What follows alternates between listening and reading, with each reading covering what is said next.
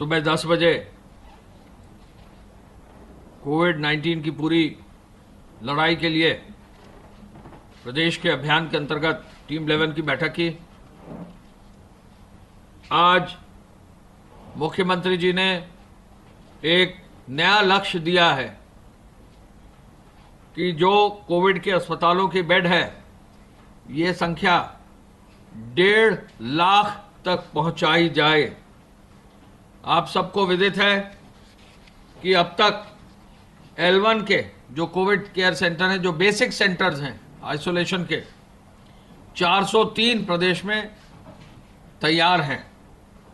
L2 के जो centres हैं 75 तैयार हैं।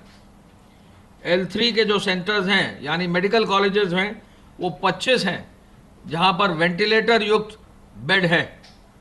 L2 बेड्स में ऑक्सीजन युक्त है और L1 बेड में भी ऑक्सीजन की व्यवस्था कहीं कहीं दी गई है। तो कुल मिलाकर जहां 1,01,236 बेड हमारे प्रदेश में उपलब्ध है, मुख्यमंत्री जी ने आदेश दिया है कि पूरे प्रदेश में 1.5 लाख बेड की तैयारी कर ली जाए और इसके लिए चरणबद्ध रूप से तैयारी आज से ही शुरू कर दी जाए। स्वास्थ्य विभाग को और चिकित्सा शिक्षा विभाग को ये निर्देश उन्होंने दिया है। माननीय मुख्यमंत्री जी ने कहा है कि जो भी बेड्स की व्यवस्था हो वो एक मानक के अनुरूप हो, उनकी निरंतर मॉनिटरिंग हो। आवश्यकता पड़े तो जो कॉमन एरियाज हैं वहाँ CCTV का जो है फॉलोअप हो। आवश्यकता पड़े तो जो भी अधिकारी हैं, सीनियर ऑफिसर हैं, वो जरूर जाएं, डॉक्टर्स जरूर देखें, जो पैरामेडिकल स्टाफ है जरूर देखें और सफाई की अच्छी व्यवस्था हो, अच्छे भोजन की व्यवस्था हो, हर तरह से ऐसे बेड्स हो जहां मॉडर्न व्यवस्था करके उपचार की अच्छी व्यवस्था की जा सके। मुख्यमंत्री जी ने आज टेस्टिंग के बारे में भी, कल आदरणीय प्रधानमंत्री जी की VC हुई, VC के तुरंत बाद उन्होंने कहा कि हम अपनी टेस्टिंग को और आगे बढ़ाएंगे। आज जैसा कि अभी प्रमुख सचिव स्वास्थ्य ने आपको बताया है, प्रदेश ने एक एवरेज 15,000 का रखा था मुख्यमंत्री जी के आदेश से। आज 16,546 टेस्ट हुए हैं, यानी 16,000 से ज़्यादा टेस्ट पिछले कई दिनों से जो है प्रदेश में होना चालू हो गए हैं। पूरे देश में हम संभवतः पहले, दूसरे, तीसरे, चौथे स्थान के अंदर ही हैं टेस्टिंग में, 5वें स्थान पर हैं और ओवरऑल टेस्टिंग में 5वें स्थान पर है। और हमारा लक्ष्य ये होगा कि उत्तर प्रदेश को पूरे देश में प्रथम स्थान पर टेस्टिंग में ले आया जाए और इसी कड़ी में टेस्टिंग की क्षमता को और आगे बढ़ाने का निर्देश दिया है। आपको मालूम है कि जब टेस्टिंग की क्षमता शुरू हुई थी प्रदेश में मार्च 2020 में, मात्र 60 टेस्ट प्रतिदिन हुआ करते थे KGMC में। पहला हमारा एकमात्र हमारी टेस्टिंग लैब KGMC में थी, मात्र 60, और उस 60 को बढ़ाकर निरंतर अनुश्रवण करके दोनों विभाग, मेडिकल डिपार्टमेंट और मेडिकल एजुकेशन डिपार्टमेंट ने लगकर मुख्यमंत्री जी के मार्गदर्शन में 23 राजकीय प्रयोगशालाओं अब चालू हो गई, यानी 23 गवर्नमेंट टेस्टिंग लैब शुरू हो गई हैं, 11 निजी टेस्टिंग लैब शुरू हो गई हैं। और इसके साथ साथ आपने देखा था, खुद सरकारी जहाज को, अपने उत्तर प्रदेश सरकार के जहाज को भेजकर ट्रूनेट मशीन्स को भी लाया गया। आज की तारीख में हर जनपद में जिला चिकित्सालय पर, 75 जनपदों के जिला चिकित्सालय पर ट्रूनेट मशीन जो है 2 स्लॉट की स्थापित कर दी गई है। ये 2 स्लॉट की मशीन लगभग 8 लाख रुपए की है। और इसके अलावा हर मेडिकल कॉलेज में, हर 25 कुल मेडिकल कॉलेजेस में एक ट्रूनेट मशीन 4 स्लॉट की, जो लगभग 12.5 लाख रुपए की है, उसको भी स्थापित कर दिया गया है।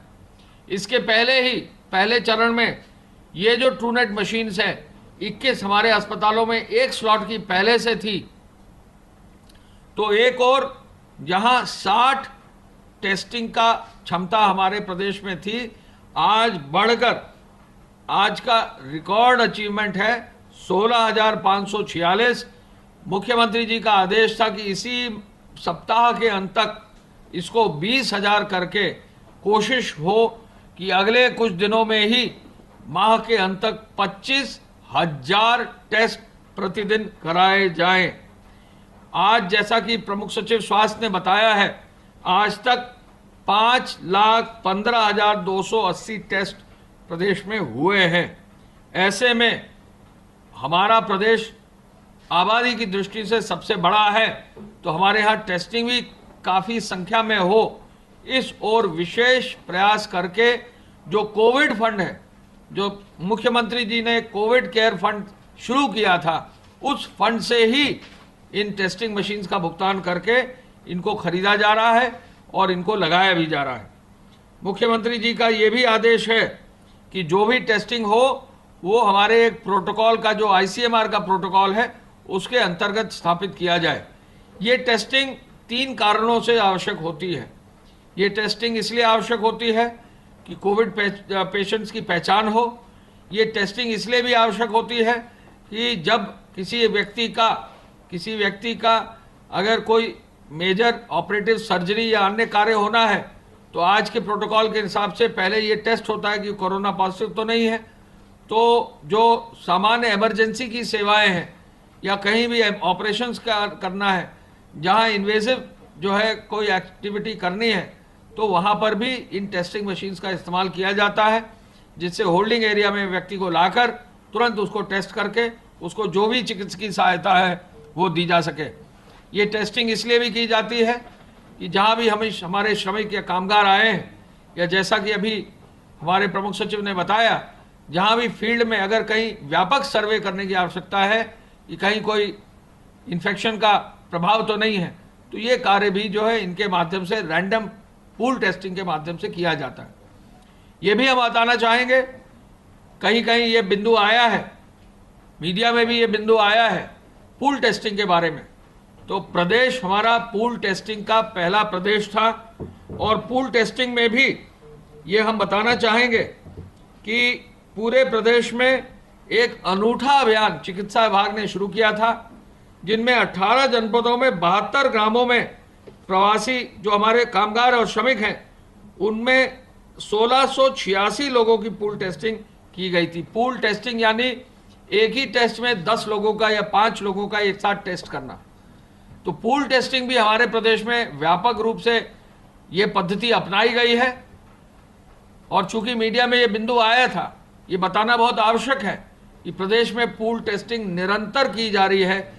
जहां ज़्यादा संख्या में लोगों की टेस्टिंग की जानी होती है और जहां चांसेस कम होते हैं, तो वहां संख्या को बढ़ाने के लिए पूल टेस्टिंग एक साथ 10 या 5 लोगों की जाती है। हम ये भी आपको बताना चाहेंगे कि माननीय मुख्यमंत्री जी का आदेश है कि टेस्टिंग की व्यवस्था ऐसी हो कि जल्दी हो, ये ना हो कि टेस्टिंग जो है करा जाए और फिर 2 दिन बाद रिजल्ट आए। स्वास्थ्य विभाग को, मेडिकल कॉलेजेस को उन्होंने आदेश दिया है कि कहीं भी टेस्टिंग के सैंपल्स भेजने पर जितनी जल्दी हो सकता है वो टेस्ट सैंपल्स को जो है उनका रिजल्ट लिया जाए, और उस रिजल्ट के बेसिस पर जो उनको वेबसाइट पर फीडिंग करनी है वो तुरंत कर दी जाए, जिससे कहीं बैकलॉग ना हो, और अगर किसी को कोई अग्रिम चिकित्सकीय व्यवस्था करनी है वो आगे किया जा सके। हम ये भी आपको बताना चाहेंगे कि इस पूरी टेस्टिंग की कार्य में ये ऐसा कार्य होगा जिसमें नए लगभग 8 ऐसे स्थान हैं जहां लॉन्ग टर्म में मेडिकल कॉलेजेस में या गवर्नमेंट हॉस्पिटल्स में बड़े नए टेस्टिंग लैब बनाए जा रहे हैं। BRD मेडिकल कॉलेज में L&T द्वारा CSR के अंतर्गत नया लैब स्थापित किया जा रहा है। तो आगे प्रदेश की यह मंशा है कि ये टेस्टिंग लैब अकेले कोविड के लिए नहीं, किसी भी वायरल चीज़ों का, किसी भी अन्य ऐसी बीमारी होती है जहां आवश्यकता टेस्टिंग की होगी, तो एक परमानेंट इंफ्रास्ट्रक्चर बनाने का निर्देश मुख्यमंत्री जी ने दिया है, और चिकित्सा शिक्षा विभाग इस परमानेंट इंफ्रास्ट्रक्चर को और आगे बढ़ा रहा है। प्रदेश में मास्क लगाना, सोशल डिस्टेंसिंग का पालन करना, इस पर विशेष ध्यान अब दिया जाएगा। चूंकि अनलॉक 1 में बहुत सारी एक्टिविटी शुरू हो गई हैं, यह पाया गया है कि अनुशासन कहीं कहीं नहीं है। और मुख्यमंत्री जी ने कहा है कि लोगों को इस बात को बहुत क्लियरली मैसेज देना पड़ेगा, बहुत क्लियरली प्रचार माध्यमों से बताना पड़ेगा कि हम किसी भी रूप में सावधानी से दूर ना हटें, क्योंकि इस समय इस बीमारी का कोई इलाज नहीं है। तो इसका इलाज ही एकमात्र है कि सावधानी हम बरतते रहें, सोशल डिस्टेंसिंग का पालन करें, मास्क लगाएं, कहीं भीड़ भाड़ में इकट्ठा ना हो, कहीं किसी अपरिचित के टच में ना आए, और जो भी जहां भी मूवमेंट हमारा हो वहां जो है डिसइंफेक्टेड रहे। हर व्यक्ति अपने कार्यालय में, अपनी दुकान में, अपने जो मकान में, अपने कहीं भी मार्केट में जाता है तो पूरी व्यवस्था और सुरक्षा में जाए। उन्होंने ये भी आदेश दिया कि किसी दुकान में कोई व्यक्ति अगर बिना मास्क लगाए पहुंचता है तो ये दुकानदार की जिम्मेदारी है कि ऐसे व्यक्ति को कोई सर्विस ना दें, उनको हिदायत दें जो मास्क जरूर लगाएं। कोई भी व्यक्ति किसी कार्यालय में जाता है तो वरिष्ठ अधिकारियों की जिम्मेदारी है देखना कि उनके कार्यालय का एक एक आदमी सोशल डिस्टेंसिंग का पालन कर रहा है और मास्क लगा रहा है। हम आपको ये भी बताना चाहेंगे कि मुख्यमंत्री जी ने यह भी कहा है कि चौराहों पर, प्रमुख स्थानों पर पब्लिक एड्रेस सिस्टम को लगाकर लोगों को दिन रात आगाह किया जाए कि आगे आने वाले समय में सावधानी बरतना बहुत जरूरी होगा। रात की जो कर्फ्यू है उसको मजबूती से पालन किया जाए। कोविड नॉन कोविड हॉस्पिटल से सीधे जानकारी और फीडबैक जो वहाँ के मरीज हैं उनसे जरूर लिया जाए, और चिकित्सालयों में एक हेल्प डेस्क भी बनाने का निर्देश आज मुख्यमंत्री जी ने दिया है। और स्वास्थ्य विभाग ने और स्वास्थ्य के साथ साथ मेडिकल एजुकेशन डिपार्टमेंट ने भी ये आदेश आज जारी कर रहे हैं कि हर हॉस्पिटल के बाहर, हर हॉस्पिटल में उचित स्थान पर कोविड हेल्प डेस्क बनाकर मरीजों को सीमलेस ट्रीटमेंट देने की व्यवस्था की जाए। जिलाधिकारियों को ये निर्देश भी आज गया है, जैसा अभी बताया गया, कि जो चिल्ड्रंस होम है, जो बाल संरक्षण गृह है, जो महिला संरक्षण गृह है, जो वरिष्ठ लोगों के लिए संरक्षण गृह है, जो ओल्ड एज होम है, उनका व्यापक रूप से चेकिंग कराई जाए कि वहाँ किसी भी रूप में जो है इन्फेक्शन ना हो। ये बहुत ज़रूरी है क्योंकि ऐसे व्यक्ति जो सेंसिटिव जोन में हैं उनको जिलाधिकारी को स्वयं देखना चाहिए, और जिलाधिकारियों को निर्देश दिए गए हैं। माननीय मुख्यमंत्री जी ने कम्युनिटी सर्वेलेंस के लिए भी विशेष रूप से आदेश दिया है। ग्रामीण और शहरी क्षेत्रों में 70,000 निगरानी समितियों को और मजबूत करने के लिए कहा है। 20 जून तक प्रारंभ होने वाले खाद्यान्न वितरण के लिए भी खाद्य विभाग को और सभी फील्ड के अधिकारियों को निर्देशित किया है कि प्रचुर मात्रा में खाद्यान्न गोदामों में उपलब्ध है। एफसीआई से प्रचुर मात्रा में भारत सरकार से भी खाद्यान्न उपलब्ध हो रहा है। 5 चरणों में व्यापक रूप से खाद्यान्न का वितरण प्रदेश में हुआ है। 15 से 16 करोड़ लोगों को हर चरण में खाद्यान्न वितरित किया गया है। आगे 20 जून से भी जल्दी ही छठे चरण में खाद्यान्न वितरण का कार्य जरूर कर लिया जाए। पशु चिकित्सा अधिकारियों को गौआश्रय स्थलों पर विशेष ध्यान देने का निर्देश दिया है, और ये भी निर्देश दिया है कि किसी भी पशु आश्रय स्थल पर यदि अनावश्यक रूप से जानवरों की कहीं मृत्यु होती है, बीमारी होती है या मिसमैनेजमेंट होता है तो संबंधित जिले के पशु चिकित्सा अधिकारी व्यक्तिगत रूप से उसके लिए जिम्मेदार होंगे। मैं इस अवसर पर यह भी बताना चाहूँगा कि जो पूरे प्रदेश में व्यवस्था अभी लागू की जा रही है तो इसमें वॉलंटियर्स को भी जोड़ने का काम किया जा रहा है। स्वास्थ्य विभाग सर्वेलेंस के लिए गैर सरकारी संगठन, स्काउट, एनसीसी, एनएसएस, स्वैच्छिक संगठन को जोड़ रहा है। कोई भी एनजीओ, कोई भी संगठन के लोग, इंडिविजुअल वॉलंटियर्स अगर जुड़ना चाहते हैं तो अपने जिलाधिकारी कार्यालय से जरूर अपना नाम जरूर भेजें। अब तक जो पंजीकरण वेबसाइट के माध्यम से हुआ है, 3,720 वॉलंटियर्स को वेबसाइट के माध्यम से पंजीकृत कर लिया गया है। वेबसाइट भी जो है सभी लोगों के लिए उपलब्ध है। चिकित्सा विभाग की वेबसाइट पर आप जाकर अपने वॉलंटियर करने का काम कर सकते हैं। मुझे जानकारी है कि कई रिटायर्ड लोग भी वॉलंटियर बनना चाहते हैं, अपने क्षेत्र में बन सकते हैं। कई जो है एक्स आर्मी मैन भी वॉलंटियर्स बनना चाहते हैं, बन सकते हैं। कई छात्र हैं जो बनना चाहते हैं, कई ऐसे हैं जो अध्यापक बनना चाहते हैं, कई ऐसे लोग हैं जो वॉलंटियर्स अपने क्षेत्र में बनना चाहते हैं, जरूर सामने आए और वॉलंटियर्स बनकर अपने क्षेत्र में ऐसा कार्य करें जिससे लोगों को लाभ मिल सके। पूरे प्रदेश में एम्बुलेंस की संख्या भी मैं बताना चाहूँगा कि कुल मेडिकल मोबाइल एम्बुलेंस 170 हैं, 108 की एम्बुलेंस 2200 करीब है, 102 की एम्बुलेंस 2270 हैं, ALS लगभग 250 हैं।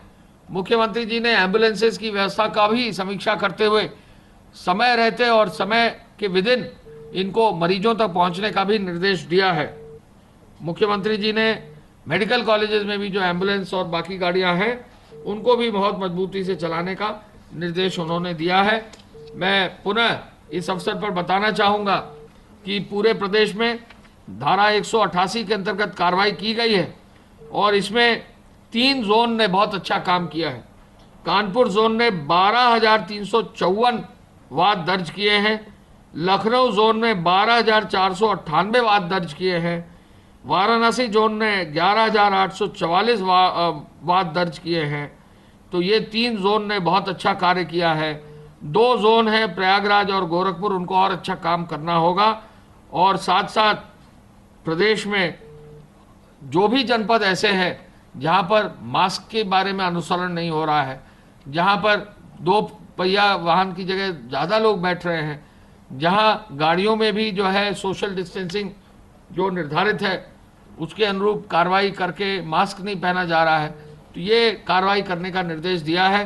वाहन यदि इलीगल रूप से चलेंगे या इन नॉर्म्स का पालन नहीं करेंगे या बैठे लोग उसमें पालन नहीं करेंगे तो निश्चित रूप से कार्रवाई होगी।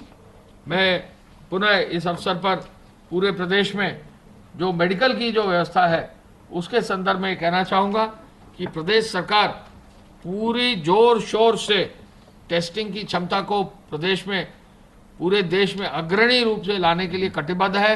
प्रदेश सरकार नंबर ऑफ बेड्स भी बढ़ाने के लिए संकल्प युक्त है और कोशिश पूरी यह है कि कोई भी ऐसा व्यक्ति ना हो जिसके लिए हमारे पास अस्पताल में बेड उपलब्ध ना हो। किसी भी व्यक्ति को जहां भी आवश्यकता होगी बेड्स की सुविधा दी जाएगी। आज की तारीख में 5 से 6 हज़ार एक्टिव पेशेंट्स हैं, जबकि 1 लाख से अधिक बेड उपलब्ध हैं। तो मात्र 5% बेड्स अभी जो है उपयोग में लाए जा रहे हैं, लेकिन आगे आने वाले समय में एहतियात के तौर पर बेड्स और बढ़ाकर प्रदेश को टेस्टिंग को और बढ़ाकर सुरक्षित रखने का एक पूरा अभियान चलाया जा रहा है। धन्यवाद। जय हिंद। जो भी कोई पॉजिटिव केस आता है उसके जो सिम्टोमेटिक कॉन्टैक्ट्स हैं उनकी टेस्टिंग की जाती है। जो एसिम्टोमेटिक होते हैं उनकी हम 5वें से 10वें दिन के बीच करते हैं। जो भी हेल्थ केयर वर्कर्स हैं जो सिम्टोमेटिक हो जाते हैं, जो कि अस्पतालों में कार्य कर रहे हैं, उनकी टेस्टिंग की जाती है। जो भी फ्रंट लाइन में लगे हुए हैं, कंटेनमेंट के एक्सरसाइज में जो लोग लगे हुए हैं, चाहे हमारे ANMs हों, आशा वर्कर हों, जो भी कंटेनमेंट के कार्य में लगे हुए हैं, अगर उनमें लक्षण आता है तो उसमें उनकी भी टेस्टिंग की जाती है। इसी प्रकार से जो ILI और सारी के केसेस हैं और जो हॉस्पिटल में जो एडमिशन्स होते हैं सारी के या ILI के, उन सबों की टेस्टिंग का प्रोटोकॉल ICMR ने तय किया, उसके अनुसार टेस्टिंग करते हैं। इसके अतिरिक्त हमने कुछ टेस्टिंग इससे अलग भी प्रारंभ करवाया है। आपको मैंने पहले भी जानकारी दी थी कि जब हमारे प्रवासी कामगार बहुत बड़ी संख्या में प्रदेश में लौटे थे, तो जिन जिलों में बहुत ज़्यादा प्रवासी कामगार लौटे हैं तो वहाँ हम लोगों ने वैसे 18 जिलों को चुना था और उन 18 जिलों में हमने 4-4 गांव ऐसे चुने जिसमें कि 100 के आसपास या उससे अधिक प्रवासी कामगार लौटे थे। और फिर उनके लौटने के 15 दिन के बाद वहाँ पर रैंडम टेस्टिंग करवाई थी, ये देखने के लिए कि जो हमारे प्रवासी विभिन्न प्रांतों से आ रहे हैं जहाँ से उनमें इन्फेक्शन भी निकल रहा था, तो उनके कारण से कहीं संक्रमण गांव के अन्य निवासियों में जो वहाँ पहले से रह रहे थे उनमें तो नहीं फैला। तो हमने 72 गाँव में 1686 सैंपल रैंडम सैंपलिंग करवाई और उसमें निकल कर ये आया कि उसमें से कोई भी सैंपल, कोई भी पूल जो था वो पॉजिटिव नहीं हुआ।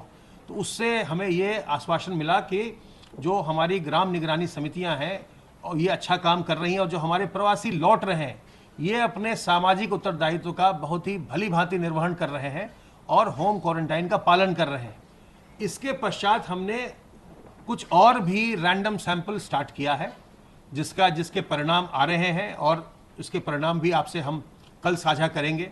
अभी तक हम लोगों ने जो ओल्ड एज होम्स हैं, जो राजकीय बाल गृह हैं या नारी निकेतन हैं, इनमें हमने रैंडम आधार पर सभी जिलों में सैंपल करवाया, ये देखने के लिए, क्योंकि ये लोग एक जगह रहते हैं और इसमें कर्मचारी बाहर से आते जाते हैं, तो इनमें जागरूकता भी लाने के लिए, इनके प्रबंधन में भी, ताकि इनके जो लोग अंदर रह रहे हैं उनको सावधान रहें, वो बचें, और जो कर्मचारी है वो लोग भी ध्यान रखें कि इन लोगों में संक्रमण न जाए।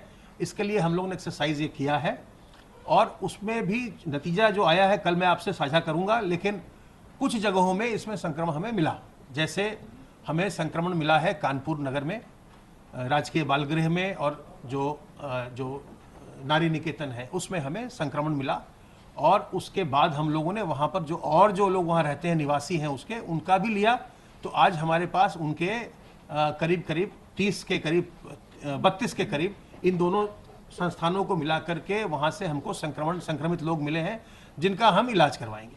तो हम इस तरह से जो ICMR का प्रोटोकॉल है उसके पालन करके जो हमको सैंपलिंग करनी है वो तो हम कर ही रहे हैं, साथ ही साथ जहाँ जो वल्नरेबल पॉपुलेशन हो सकता है या जिस पॉपुलेशन में बहुत मोबिलिटी है, जो लोग बहुत आते जाते हैं, या जहाँ पर संक्रमण होने की संभावना ज़्यादा है, वहाँ पर भी हम रैंडम आधार पर लगातार हम सैंपलिंग हमने प्रारंभ करवाया है।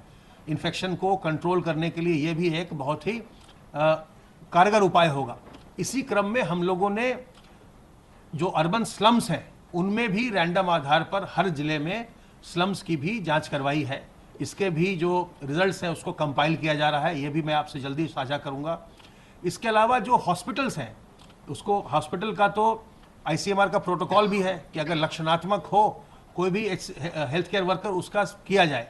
लेकिन चूंकि ये देखा गया है इसमें कोरोना वायरस के संक्रमण में कि बहुत सारे लोग, अधिकांश लोग लक्षणात्मक नहीं होते हैं, उनमें लक्षण नहीं आता है, इसलिए जो उसमें जो उसके भी फ्रंटलाइन पर होते हैं जो लोग अस्पतालों में, हम उनका भी पूरे प्रदेश में, चाहे वो सरकारी अस्पताल हो चाहे प्राइवेट अस्पताल हो, इनमें से कुछ अस्पतालों के हम जो फ्रंटलाइन वर्कर्स हैं उनके हम रैंडम सैंपल्स हम करवा रहे हैं, हमने करवाया है।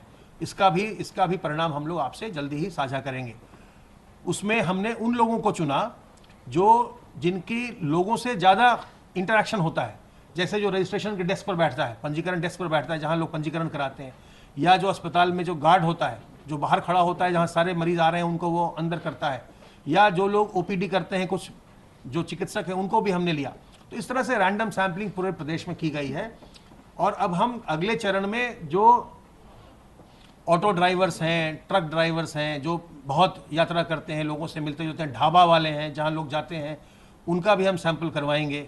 और इस तरह से और भी जैसे जो लोग होम डिलीवरी करते हैं, जो वेंडर्स हैं, फल सब्जी वाले हैं, बेचने विक्रेता हैं, इन लोगों के जो दवाई के दुकान में जो सेल्समैन हैं, जिनसे लोग जा कर के दवाइयाँ खरीदते हैं, बीमार लोग जाते हैं, उन्होंने दवा खरीदी, खांसी की, जुकाम की, हो सकता है अगर उसमें कोई संक्रमित हो तो दवा वालों को भी वो संक्रमण दे दे। तो इसलिए ये जो रैंडम सैंपल हम करा रहे हैं चरणबद्ध रूप से, ये एक तो इसका उद्देश्य ये है कि अगर कहीं कोई संक्रमण हुआ है तो तत्काल उसका हम कॉन्टैक्ट ट्रेसिंग करें और हम उसको उसके कंटेनमेंट के एक्सरसाइज को हम तेजी से क्रियाशील करें। दूसरा पर्पस हमारा ये है इस एक्सरसाइज को करने का, ये हमारा पर्पस ये है कि हम इसमें अवेयरनेस जनरेट करें, क्योंकि हम हर एक का नहीं कर रहे हैं, हम रैंडम बेसिस पर हम थोड़े थोड़े इंस्टीट्यूशन का कर रहे हैं, लेकिन हमारा उद्देश्य ये है कि ये बताना कि अगर हम फल सब्जी वालों का कर रहे हैं, ये लोग बहुत लोगों के संपर्क में आते हैं तो इनको सावधान रहना चाहिए, क्योंकि उनसे बहुत लोग खरीदने आ रहे हैं, हो सकता है संक्रमित लोग भी खरीदने आ रहे हैं, तो उनको हमेशा मास्क लगाना चाहिए, अपने हाथ को हमेशा धोते रहना चाहिए। ऐसे ही जो लोग क्लोज स्पेसेस में रह रहे हैं, ओल्ड एज होम में वल्नरेबल हैं, वहाँ पर जो उनका प्रबंधन है वो बिल्कुल सावधान रहे कि इनको हम किसी प्रकार से संक्रमित न होने दें। ऐसे ही जो वेंडर्स हैं, जो होम डिलीवरी करते हैं, वो घर घर जाकर सामान देते हैं, उनमें अगर संक्रमण होगा तो वो घरों में भी संक्रमण पहुंचा सकते हैं। तो इस तरह से हम इनमें अवेयरनेस भी जनरेट कर रहे हैं इस ग्रुप में कि आप संक्रमण आपको हो सकता है, आप सावधान रहें और सावधान रह करके अपना भी बचाव करें और दूसरों का भी बचाव करें। तो इस समय हमारी टेस्टिंग को बढ़ाने की, जो कैपेसिटी को बढ़ाने का एक्सरसाइज, उस पर बहुत ज़्यादा बल है, और साथ ही साथ जो प्रोटोकॉल है ICMR का उसके अनुसार टेस्टिंग कराते हुए, और जो वल्नरेबल ग्रुप हैं या जो हाईली मोबाइल ग्रुप्स हैं उनकी रैंडम टेस्टिंग भी कराते हुए अवेयरनेस जनरेट करने का और संक्रमण को जल्दी से जल्दी डिटेक्ट करने का आइसोलेट करने का, इस पर हम व्यापक रूप से काम कर रहे हैं। अब मैं